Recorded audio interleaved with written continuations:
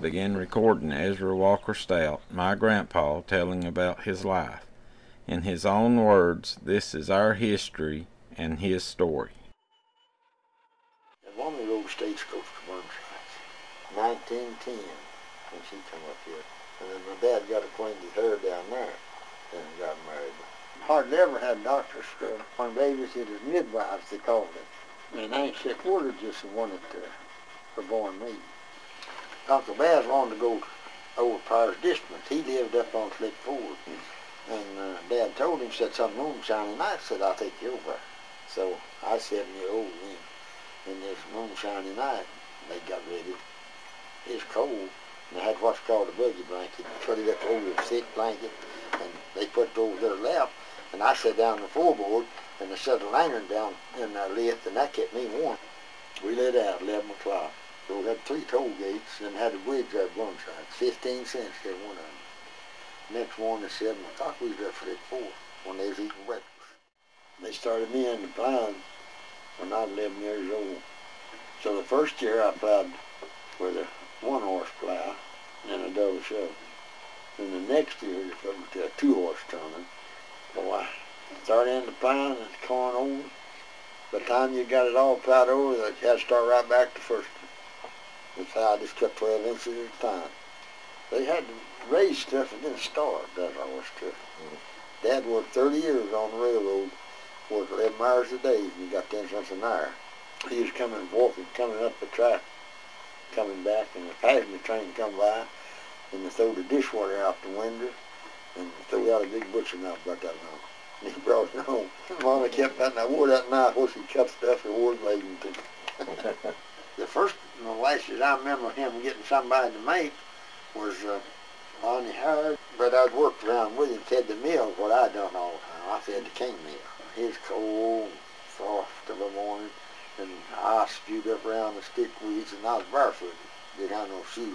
This old boy come through there, riding a horse, and his horse was lame. And he told me he'd give me a pair of shoes if I'd shoe his horse. And my dad, he was getting his cane stripped. He done had the wood piled up, and there's stripping cane, getting ready for him when the mill comes. Because he took them, you know, to make them, and he took typhoid fever. Well, it started getting cold, and Mommy got people to help her, and they come in there and cut it up and socked it up. But Dad got a mill, and he went to making molasses. He made molasses on halves for people. He'd make the way up in the winter, and he'd just have bunches of them. He'd have molasses year round. It come in snowing. And the time we went from that sawmill to where we lived, the snow was over a foot deep. The snow boy just pouring down big cleats. We went in then, ate supper, and went to bed. So the next morning, Mommy got up. She always get up 3 o'clock. And she got up to get breakfast. She went to open the door to go out to throw a coffee down. I was going to push it open.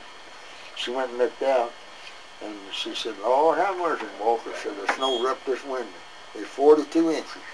And it was over a week that we couldn't get the water to use. That was the biggest snow I ever seen. Then it went off for the rain. And I believe it was 20-some inches when it started to rain. It was a big tide then. And it flooded Burnsides, whole Burnsides.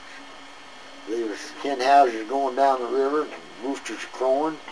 Hogs and pens are going down the river with hogs in them. Stuff it just fit for with trash and all over West Burnside. Singleton had a store down in the lower end of town, but they put a mark where the water was. When it went down, you know, it left a dirty mark. Paint a red strip up across the windows where the water was come up to. And Charlie Garner's little girl died. He went and borrowed Hughes's wagon. He said he didn't want to drive it himself down there. He asked me would I drive it, and I said, yeah, I'll drive it down there. And that would take about all day to get down. I got to talking to your grandmother. She come up with us. She come back with our own.